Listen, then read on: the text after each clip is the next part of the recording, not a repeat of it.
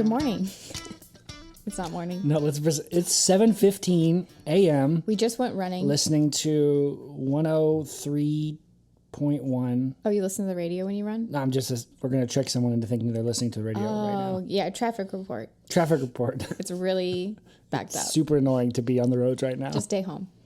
Unless you're listening to this in the car and then have gratitude that you're in a vehicle that can take you wherever you want to go. And maybe you're not in traffic. Well, that's all a lie. We're going to talk about stuff that we want to talk about, that we usually talk about on this podcast. You know, That's so right. That's exactly what we're doing. What's the problem? Today we're talking about a problem. What's the problem? People deal with and that we are dealing with right now, probably. Yeah, always. The problem of taking your own advice. Yeah, or like doing the thing for yourself or for your business that you do for others. So maybe you are like us and some people call you experts in something. Yep. That publicly people think that you're very good or that you're competent or helpful in a certain area. Mm-hmm. But then when you try and take that same thing and point that expertise back towards yourself. It's hard. And do something on your own for you. Yeah. It becomes a bit more difficult. The most shallow example that I can think of is I take pictures of people and I generally take photos that they like. Yeah. But when someone's taking a picture of me, I have no idea how to like pose or angle my body. Truth. It's very difficult to do it for yourself. One of my favorite things was examples of this is last night at dinner. Mm-hmm. Or not, it wasn't. It was when we were for your birthday, celebrating your birthday with some friends at dinner. Yeah. And we talked about learning other languages. And someone said, I would love to do that. And then everyone else at the table chimed in with the language learning app they said they used. They're like, oh, you should use Duolingo. And then I looked at everyone and I go, when's the last time any of you used the app that you just recommended? Yeah. For me, it'd been like a year. I actually don't have it on my phone Right. anymore. It's like not even, it's at some point you looked at that app and thought, I don't want the space. Are you saying this is the opposite? It's like giving people I think advice. it's so easy to look at somebody else. Mm-hmm. It's so easy. It's easy to be a health coach and look at another person and be like, here's some things you could do to help yourself. Mm-hmm. All of us could be health coaches and just tell people what to do. It's not hard to like know what to tell people to do. Mm-hmm. Or in our world, you know, if you practice branding, photography, get your own style, aesthetic, it's not hard to do that for other people. Yeah. Sometimes it's easier, but then we just went through a whole new website we had to take our own advice and do our own service to us. And you spend really a lot more time. Yeah. A lot more time. Yeah. I found that oftentimes when I'm working with a client, I can naturally just be like, it's fine. Like, this looks good. I take it seriously, but I also understand the big picture. When we were creating things for ourselves, whether it's like photos, website, our own logo, you start doing what a client does, which is like you start thinking you start looking too specific or getting a little too wrapped up in preferences. Right.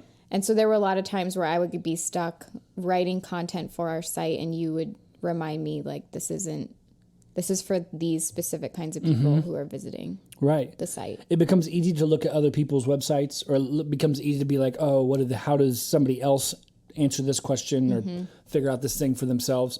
And if we ever had a client we were doing a website for them, and they're like, well, I want my site to be like, and then they went to their competitor or another business like them. It's like, just do it like them. We'd be like, that's not the right place to go look for answers. Right. You go look for answers in your own audience or in your customer, not in like the industry. Yeah.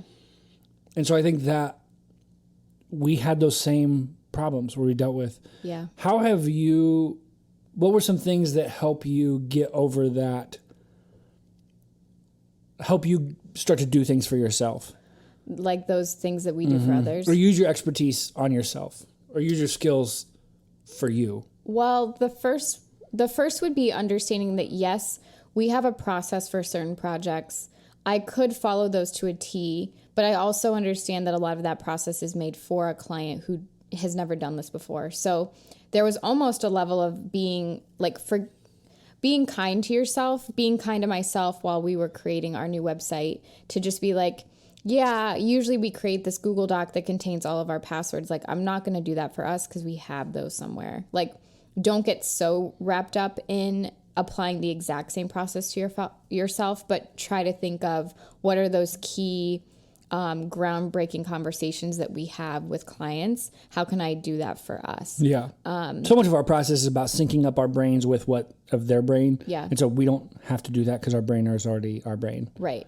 And so there's different things where you could say like, well, technically I do this with a client, but be okay with adjusting. Like, you are the person who knows this really well. Yeah. The other would be, definitely having your customer in mind while you're making these decisions. So if you're creating a logo for yourself, or if you're trying to, take your own advice for email marketing, like, remember that this is for them and it's not just for you to look at it and say, I love it. Yeah. The other thing that helped us keep moving was as we would come up with ideas of like our work portfolio. We talked about that for a long time. Like, how do we show that off? And how do we help that? Like, why wouldn't we have more longer written out case studies, right? We don't have that on our site today, but in the future. So we made a list of all of the things that are good ideas that we didn't want to hold up the process for, but we're like, we can still do this later. It doesn't mean we can't ever do this. And I think you should be evolving and you should be like continuing to make things, and we know what those next things are going to be. In a way, I sort of took, while it was difficult, and it is difficult in certain situations when you're doing the thing, you're taking your own advice. I very much try to push the boundaries and do things that we often want clients to do, but they won't do. So with our business cards, our logo is not anywhere on our business cards. It has our information. It has like our website and email address, but it doesn't like have our logo. I think it doesn't have our website. Yeah, it just has our email, because if my email is Allie@thewonderjam.com, you know that thewonderjam.com is our email, hopefully. Yeah. That is, it's true. We're going for confirmation. Yeah. I know that it's true, yeah. And then on the back, in gold, it says, this is your reminder, just because, one, it's clever. It's like if you saw that card, you'd be like, oh, I have to remember to email them. I just wanted to do things that a lot of clients would just be like, no, we need our website and we need our logo. Yeah. And I would argue that that's not true. Correct. I think if you had a card that just said, what's up, you're looking fine today, like, people would just probably remember you a little bit more easily than like a boring business card. Right. But same went for our website. Like, I talked to a ton of people who aren't graphic designers or photographers, and they all said, when I click on like I took a poll on Twitter and on Instagram, which was basically like, when you're looking at creative people's work, do you want to see it by client or by type of work? And almost everyone said type of work. Some people were like, in this day and age, I should be able to see both. But, I think it's important to think of like, what do people who don't do what you do want? Yeah. And we try to integrate that into our website in certain places. Like, this is something that I would want someone else to do. And I think being very clear. Yeah. So all of those things helped us keep the website process moving. Exactly. We didn't sit on it for 6 months. Like, we can't wait to launch our site. We just kind of did it. I think the other thing that helps people get over themselves and like start to do their own thing for them is to enlist the help of other people. Yeah. Because it gives you accountability. And so in this case, developer Matt, we had a deadline and we told Matt, we will get you the stuff by this date and then we'll keep collaborating with you. But we gave ourselves a deadline, and not just a fake one that we had to get done with, but one that we became accountable to somebody else. Yeah. Well, it also takes up time within your own business to be doing something for yourself. So we can't have Matt only working on our website for a month. Like, we have other stuff for him to be working on. So it takes efficiency, delegating, being organized. The same thing was true for the podcast. We never started podcast until producer Michael existed, because it was somebody who we were accountable with, or we had plans to like do all of that. Right. Oh yeah. Can you imagine if it would just be me and you when we started, we would like never do it. We would just be like, oh, we need to reschedule. We need to cancel. So this is impressive that we've been doing this for a year. That's what, yeah. Yeah. But we wouldn't do that probably. Yeah. So I think if you're getting stuck, taking your own advice, having somebody that you do it with can be helpful. Makes me think of a story of your brother who just did a mile of walking lunges with a weighted vest, which is just silly. I don't know how we're related. I don't think after he was done, he was like, oh, that was so fun. I would love to do it again. Yeah. But another trainer at the place he works, they were talking about it and they were like, let's do it together. Yeah. And after they were done, they both said halfway through, they thought about they would have quit, but they just didn't want to the look other person. dumb. Yeah. And so I just think there's something about having somebody else who's helping you. And maybe if you're trying to work, if you're a designer who works on their own website and gets stuck, maybe you hire a copywriter to help you with something, or maybe you hire a developer to do something. I can't even do walking lunges for like 4 minutes straight. Yeah. I just have to say that. Yeah. Shout out to let alone 40 minutes. Mike and Bobby of Peak Human Performance for doing that literally just on your own, and you didn't have to. I think another place that people get stuck is creating content for themselves, their own being. Themselves. And so I definitely think that if you are often encouraging people to share about their perspective, you could be, if you have a service-based business, you might be encouraging people to like put themselves out there in some way, whether you're like a proponent for health or something else. I definitely think that it's important to just get into the habit. Like anytime you feel stuck, that's probably because it's just not something that you're used to doing. Right. And so designing our own website isn't something that we're going to do constantly to form a habit, but like we really fell off the face of the earth when it came to our blog. Right. And it took us refreshing the space to get, I think, inspired to think through content again. And then it's going to just take trying it. And so if you're at a place where you feel stuck in writing posts, creating video content, sharing, prepare, have a plan, but then also just do it every day or do it every other day, set a goal, and pretty soon that just becomes more habitual. Right.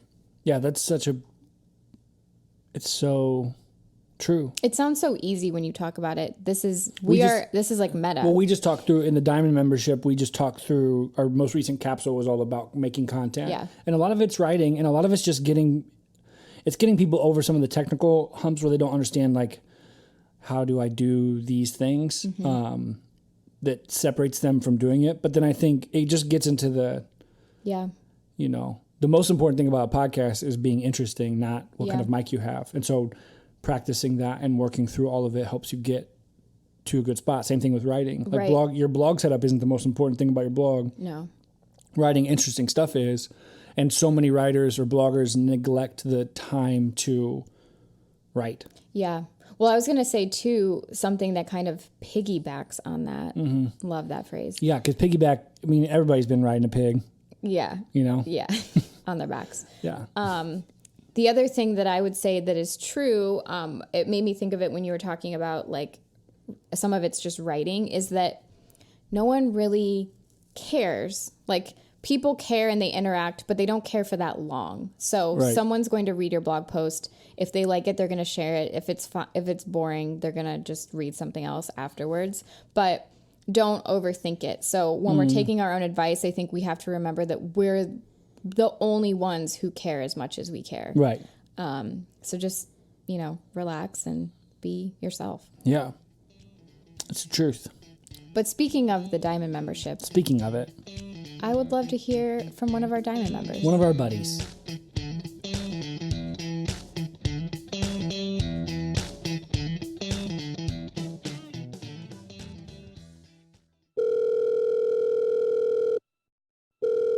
Hello? Hey, Taylor, it's producer Michael.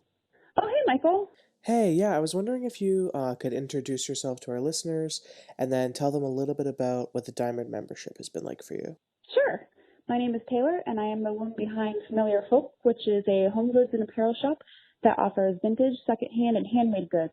So far for me, the Diamond membership has been really good for the content that has come through the portals. My favorite part is actually the Facebook group because there's a community of like-minded business people, all coming from different kinds of backgrounds.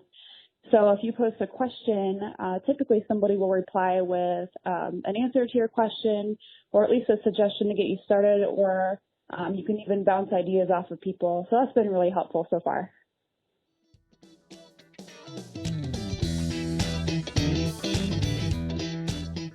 Hey, it's Gilding the Lily time. It's time to gild the lily. If anyone hasn't heard this season yet, if this is like your first time listening, this is a segment about things that are just sort of like extra. Yeah. A little much, but in a good way, right? Or it could be a bad way. Yeah. A couple of days ago was the Met Gala. Right. And that seems pretty extra. yes. That had like I a love lot. it. You know, I really don't like themed parties because like I'm a normal person, but that is something Right. I would definitely go to. Yeah. You don't have many dresses that would, No. you know. I think I own like 2 dresses. Yeah. Yeah. Did you have a favorite person? Rihanna was nuts. Yeah. Like I think the whole get up was nuts. And then she is iconic in a different way than other people. Yeah. Also, Well, who was the dude that looked like, was it Jared Leto that had like the, kind of like Jesus or something. yeah, but mostly reminded me of the king from Robin Hood. Yeah. I saw a couple of Yeah. And Robin Hood, comparison you memes. know, is like one of my favorite Yeah. stories. But the king isn't that great. No, the king's a It's dummy. horrible. Yeah. Wait, it's in the Jungle Book? Oh no, you said Robin Hood. Robin Hood. All of a sudden, Back then, some of the Disney movies would use the same animations for like different characters. So like Yeah. Baloo the bear from Jungle Book is also the sheriff of Nottingham, and like it's the they're exact very, same. yeah. I mean, they were like drawing on paper. Yeah. I get it. Also, Could that you made imagine me, if they did that now? Like if they like, oh, like Woody from Toy Story was yeah, also you're like, like that looks just like that other character. in something. They're already reusing so much stuff. But no, you know what that made me think of, why I said Jungle Book, was the remake where like Christopher Walken like that huge monkey? Yeah. I hate that scene. Really? Yeah, I just think it's too much. It's Gilding the Lily It to is. me. Like That 3 monkey years does ago or not have to whatever. be that big. So Yeah. other thing of Met Gala that I appreciated, actually I didn't appreciate it. I disappreciated it. Oh, unappreciative.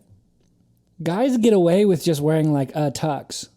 Yeah, well, they don't really totally get away with it. No, I but I mean, they're just made mean, like, fun of a it's little like- bit. Yeah. It's like so Chadwick was wearing like, some stuff. Some stuff, Lito yeah. had some stuff. yeah, but But like in general, Migos just looked like how they look anyways. I think I know, I remember their thinking jackets might have been like just regular just for jackets. that, or what? Do they wear those jackets other times? Maybe. But it looked just like how they look. Yeah. I wondered if maybe like the I want to say illustration, but that's wrong. But like the art on their Pattern, jacket yeah. might have been specific for the theme. Yeah, I think so. But they do that. That's just Right. Well, I was talking to Michael about that. There's certain people that just like they wear things that are technically like kind of fit, but that's kind of how they always look. yeah. Well, I guess like men's fashion is like not so. No. It's like they can get a little more interesting though. My least favorite was Katy Perry and her wings. Yeah. It was just I don't know what it. there's like a photo where she's like kind of lay drape sitting on the stairs, and it bugs me. There's. We're not gonna.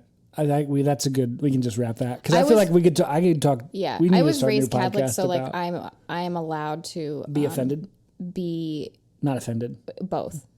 I'm allowed to support and be offended, but I'm not offended. I saw someone tweeting about how offended they were. I know. I was like, okay. Oh my goodness.